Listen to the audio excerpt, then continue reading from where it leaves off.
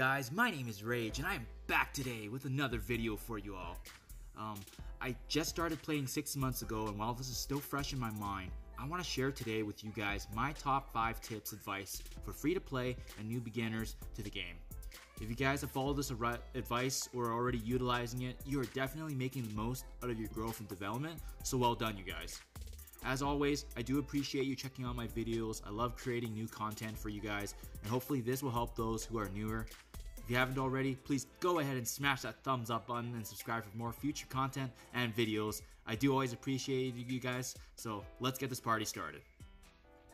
Now, to start off, my number 1 tip is to check out the Marvel Strike Force blog. I'm sure you guys have seen it before, but generally what happens is once a week, Marvel Strike Force will actually release a blog post where they'll actually go down in terms of like what's gonna happen in the upcoming week. So in this case, this one was just released 3 days ago, with the next legendary being Doc Ock, giving us a heads up on how to achieve Doc Ock. In this case, it looks like it's gonna be the 5 X-Force members.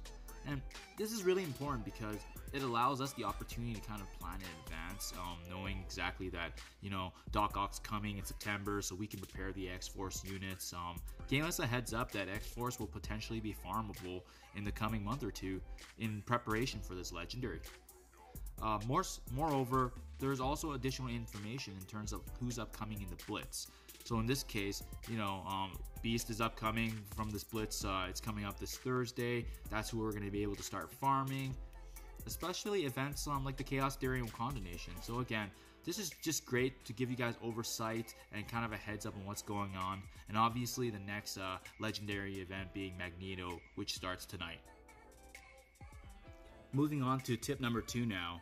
It's extremely important to understand how the Blitz mode works. I understand there's many videos from content creators online on YouTube, and it's definitely very complicated to explain in terms of trying to shorten it for you guys, but I would definitely recommend taking a look at other content creators that do a more detailed analysis. What I can say essentially is that every week there are 2 new blitzes on the Tuesdays and Thursdays released, as well on Sunday there's always the red orb challenge, as well as the milestone orbs as well, to maximize those milestones. So from a beginner new player standpoint, I recommend you guys always trying to get as high as you can in the milestone awards. So in this case, what I mean by that is when you go to rewards here, and there's certain milestones that you can hit each week, and for each character, you want to utilize this as much as possible, because as you can see, look at all these free materials and benefits you're getting from clearing these milestones, and I definitely recommend doing that as a free-to-play player, especially a new beginner, because these materials can help you grow and develop as a new player. But the long story short of doing Blitz is essentially, you see this multiplier in the middle up here, 3.8.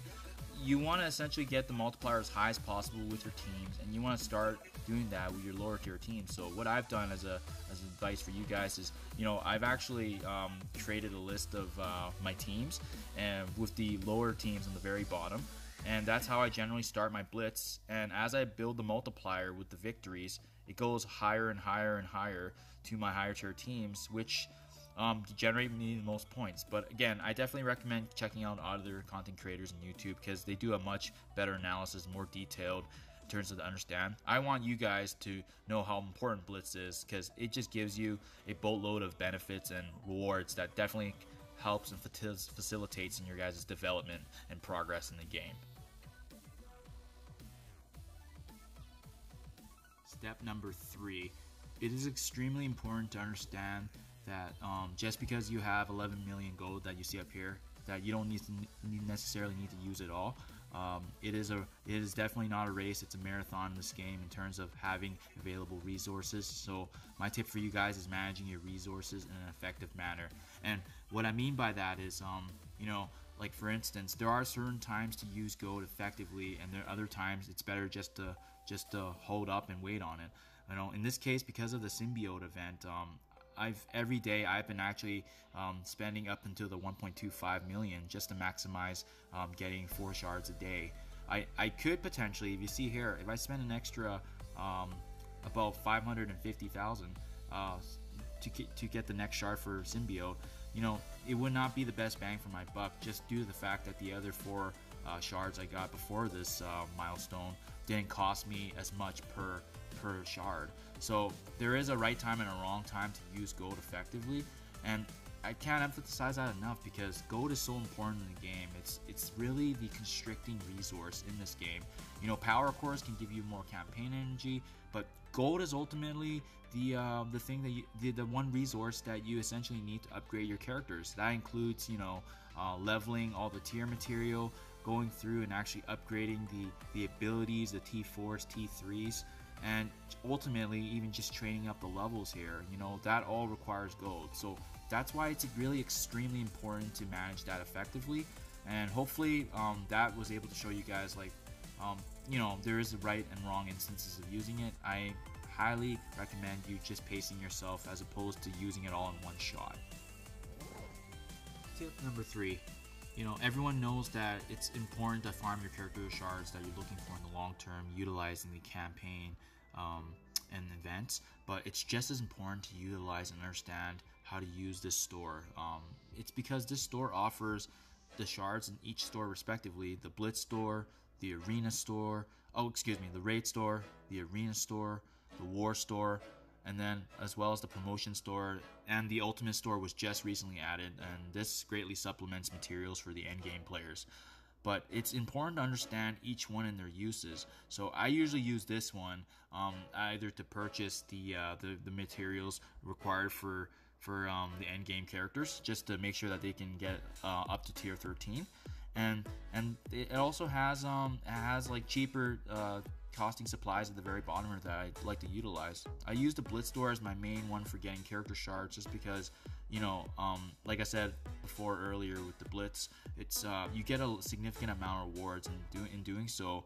You know, this is one of the stores where you actually can get really good bang for your buck for the shards, as well as I want to emphasize too, you guys see that it's 500 shard cost here for 5 shards, whereas the orbs here is 350. So you're getting better bang for buck when you're actually utilizing the orbs versus buying the shards individually.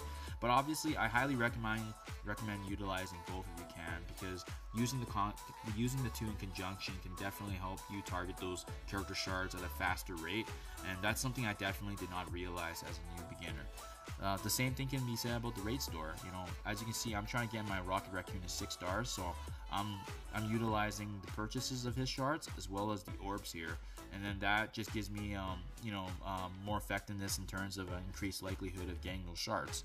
Arena store, there's specific characters that you can farm and target in here, so that's why that's important to understand who's in here and who do you need for upcoming character unlocks or legendaries. And then the War store, it's important to understand the characters that you can buy here because they're exclusive and you only get war credits from Alliance Wars. So an example of a bad example would be Cable's also included in the War store. However, you can also farm him, so you should never buy him from the store, as that would just be a waste of your materials and credits. And really understanding this store can definitely help new players and beginners really develop that growth into an exponential rate going forward.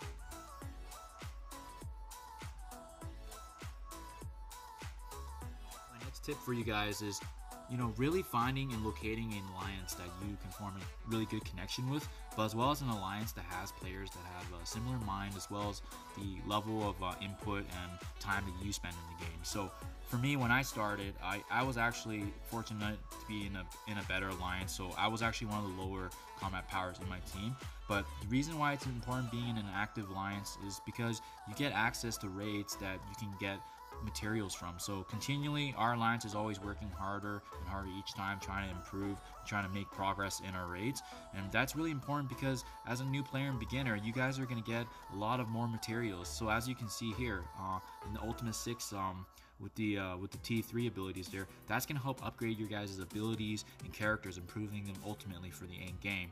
It's important to be in alliance for that, especially when they have a coherency and time commitment similar to yours, so that way there's no issues in the future. Additionally, being in an alliance can also give you the opportunity to be in an alliance war, which I touched on with my previous tip, that winning in alliance wars, even just participating, allows you the opportunity to generate war credits which then will be able to allow you to purchase characters and further your development going forward. So I can't stress that enough, you guys. I am going to post the link in the description below for the Marvel Strike Force official Discord, where you guys can officially reach out to other people looking for alliances, because I for the first month or two of my gameplay experience, I was not actually part of any alliance, and that definitely hindered my growth. So if I can go back, you guys, I definitely wish that I was in an alliance earlier than I should have been, and I wish I would have been in that progress onto generating and earning T3s, ultimately building my characters. And the last but not least, you guys, my final tip for all of you is to really understand which legendaries you're planning to focus on. Thing is that Marvel Strike Force is an amazing game, but in order to reach a lot of the end game content, it's really the legendaries that dictate how far you can go, and really your progress, because the fun really begins once you start unlocking the legendaries and formulating those new exciting teams to combo. So as you can see here, for instance, I have a 6 red star Ebony Maw that I got lucky with one of my shard drops, but I can't even utilize him yet, just because I don't have the characters needed to unlock Ebony Maw, which in this case would be the Inhuman Squad. I am working on that right now, so that's my goal. I will post in the description below as well a video I made on legendaries and determining which legendary you should be farming for based on the shards you have.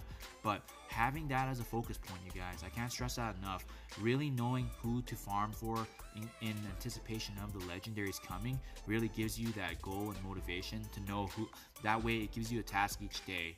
So for instance, the Magneto legendary event comes out tonight, so I've already worked on my characters in anticipation for that, right? So having that goal really does give you a focus, and that really drives home all your goals and your progress towards that. And at the end of the day, you're gonna feel a lot more successful seeing that you've reached that milestone once you unlock that legendary, and creating that brand new shiny team that you haven't used yet, and really having fun with it, right?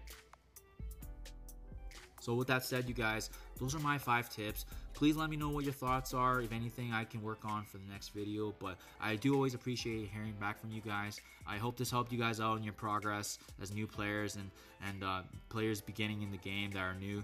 These are all the 5 tips I wish I knew when I started, so hopefully they're ready to help, and I'll see you guys in the next one.